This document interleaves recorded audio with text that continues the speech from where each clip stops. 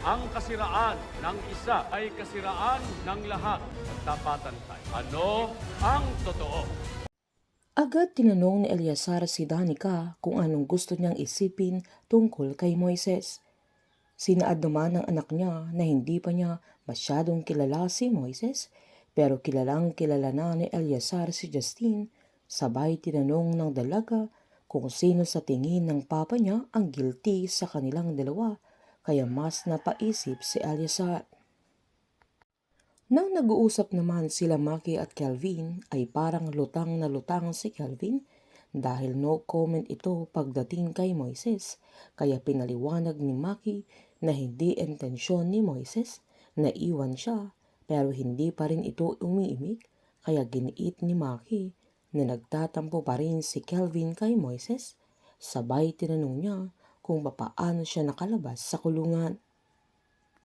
Hindi naman maamin ni Kelvin na sila Justin, Leon at Steven ang nag-areglo sa kanya, pero may kondisyon si Justin na sasabihin niya kung saan nagtatago si Moises kung sakaling malaman niya ito.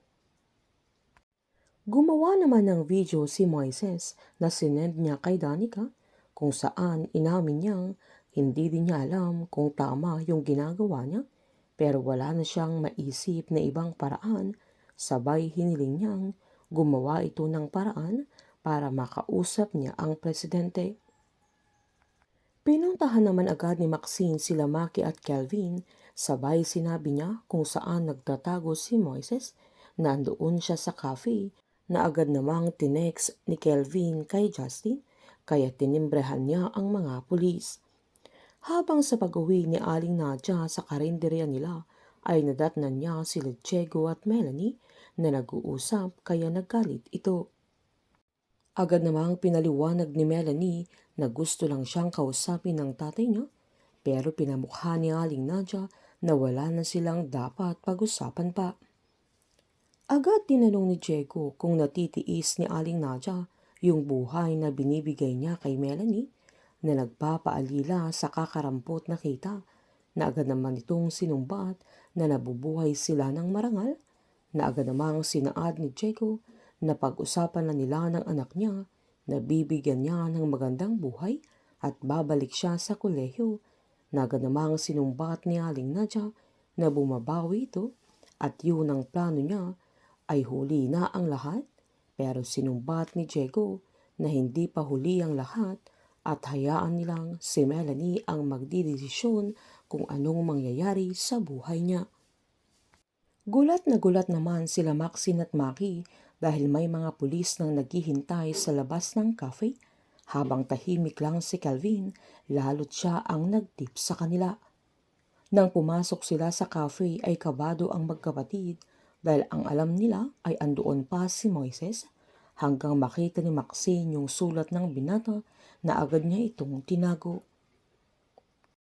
Nakipagkita naman si Mercedes kay Diego sa isang tagong lugar para ibigay yung perang hinihingi niya kapalit ng pananahimik niya, na sinaad ni Mercedes na yun na ang huli nilang pagkikita, pero nagkakamali siya dahil gagawin lahat ni Diego para lang sa pera.